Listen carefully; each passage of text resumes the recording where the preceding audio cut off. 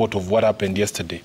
But the truth of the matter is that there is no decision of any organ of ODM that I sit in to join the Ruto government.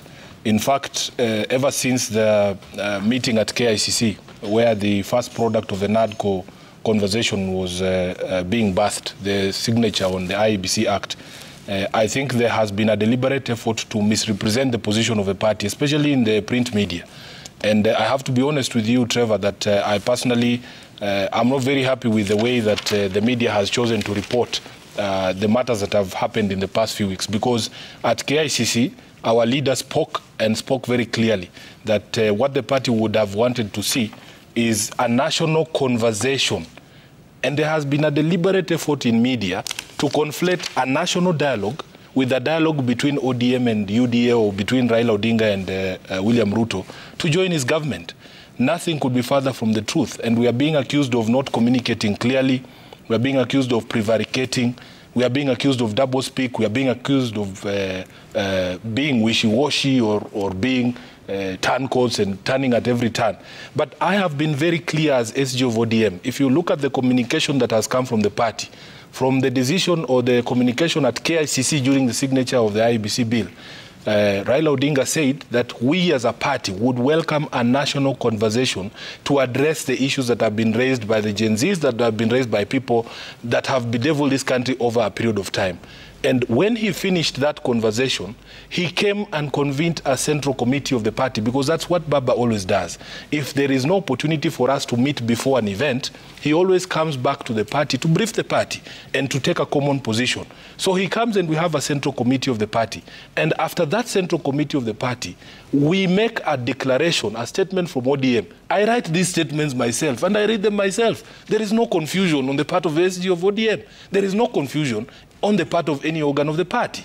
We say that for us, the most important conversation is to have a dialogue amongst ourselves as Kenyans, not a table where it is ODM and UDA, but a table where all Kenyans are there. And I remember saying in that statement that we will go to any table as ODM to have a conversation about the issues that have arisen, the issues that have bedeviled this country for a long time. If it is tribalism, it is unemployment, it is all of those things, the quest for justice and social inclusion. We said we would go to any table. We also said, Trevor, that we would not object to any person being on that table.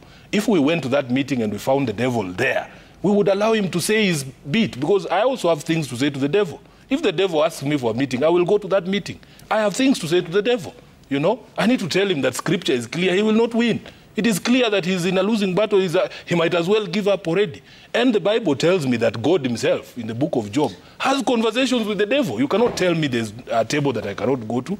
So we make it very clear that we will not object. If we get to that table and we find Tom Ojienda there, I will not say I don't want to see Tom Ojienda there. Okay. I want to have a conversation with him. There is a second meeting, Trevor. This time, of the Central Committee, of the PG, of the National Executive Committee of ODM. Yeah. If you look at the ODM party constitution, it is the responsibility of the Secretary General, Sifuna, for this instance, to take the minutes of those meetings and to read the declarations of those meetings. On that particular day, I was actually supposed to be on a flight at 6 p.m. to Italy. There was a conversation I was going to Lake Como. I read the resolutions of ODM as passed by the joint PG and NEC, and in none of those resolutions was there a resolution to join the Ruto government. Okay. So what has happened is this. I, as a lawyer, understand that the president has a prerogative to nominate any person to his cabinet. Any person.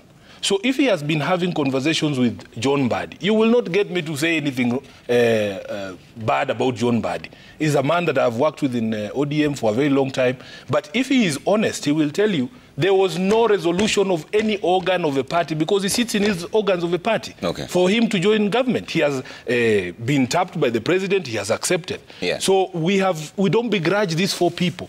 But for you to conflate and say ODM has joined government is to tell an open lie. So why is this an open lie when the chairman, who is John Mbadi, is in cabinet? Now, the two deputies, wait. The two deputies, Ali Hassan Joho, Wycliffe Oparanya, are in cabinet. The minority leader, Opiyo Wandayi,